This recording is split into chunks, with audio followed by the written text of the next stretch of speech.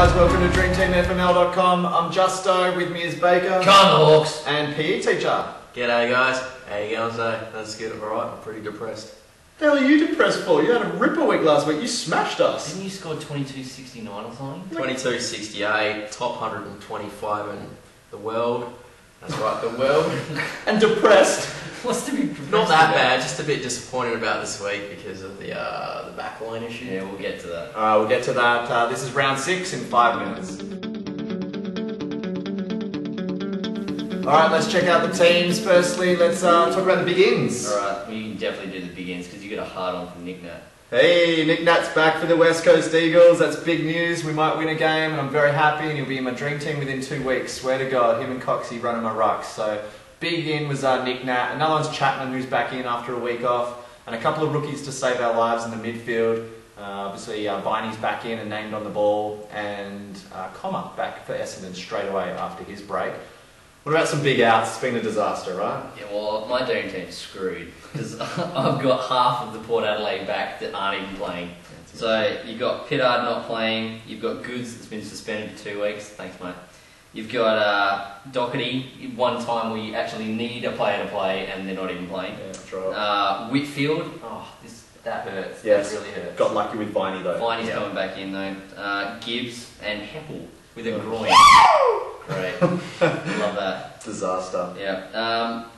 But you've also got Sirioli, Tex Walker. Yeah, see you, bud. Oh, just a few more. Out for a season. Oh, and Nat Fife. Thanks, bud. Yeah, Cheers. challenged his suspension, got an extra week. Who challenges a suspension when it's only a week and you're clearly going to get 2 if you challenge it? Unbelievable. Right. So there's some big ins and big outs. Let's check out what trades we're going to make for the week.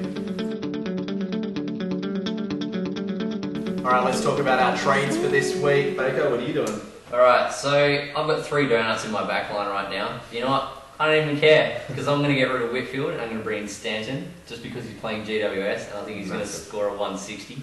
And I'm also going to get rid of Westhoff and bring in Stevie J. So 3 donuts in the back, don't care. So you're going to wear some donuts to improve your team for the benefit of the long haul. Yeah, definitely. Huge. PE teacher, what are you up to? Yeah, I'm going to cop a donut and leave Heppel in my team and put him on the bench.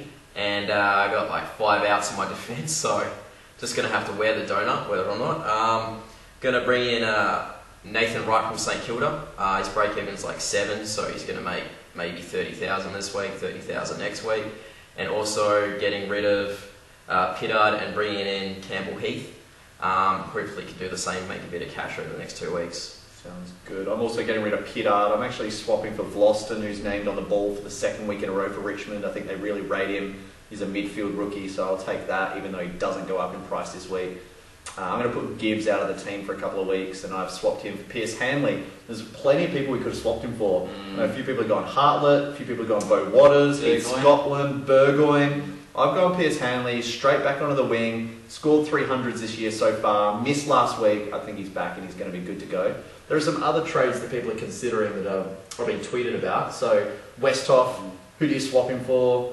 Well, you could go Rocky. If you didn't have Rocky from the start, you probably went with Zorko, which I did. Yeah, I'm sure. So you bring in Rocky this week. So Rocky's the obvious one. And if you had midfield problems, Dangerfield not doing anything, Fife, he's out. I guess the biggest inclusion for your midfield would be... You said Murphy. Yeah, Interesting. Carlton's got a freaking easy run coming up, so I'd be all over Murphy. You've gone Stanton because you want the big scores this week.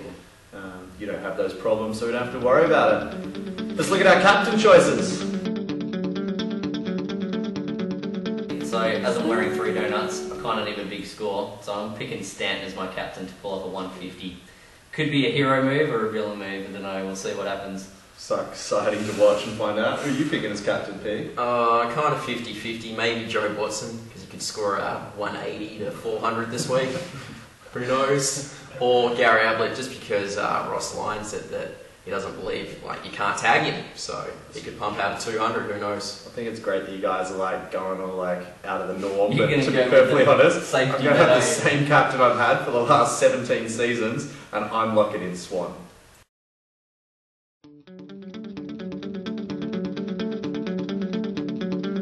Alright, we've had some ripper weekends for Sportsbet.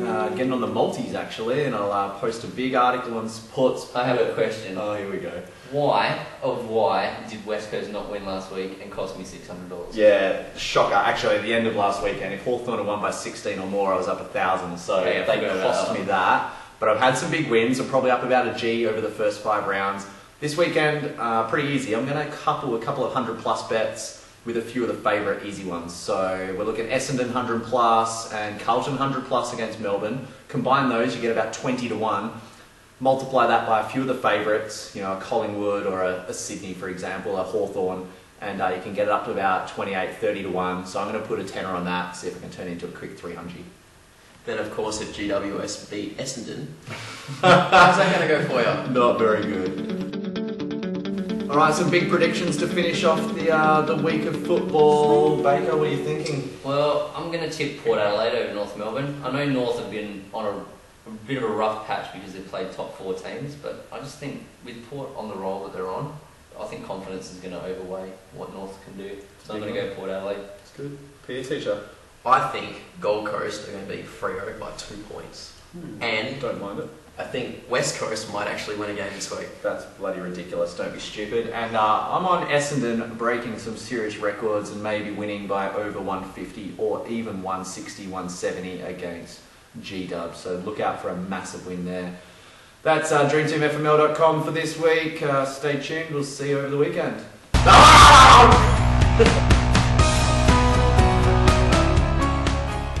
Alright, let's look at our captains for this week. Baker, what are you picking as captain? I think I'm going to go Ken Hinkley. I think he's going to do quite well this week, so we'll go him as captain. Not bad. West Coast are playing the Bulldogs, so I'll probably put the captain on Peter Matera, running up and down the wing, expecting 4 or 5 goals and 35 touches. What about you, P?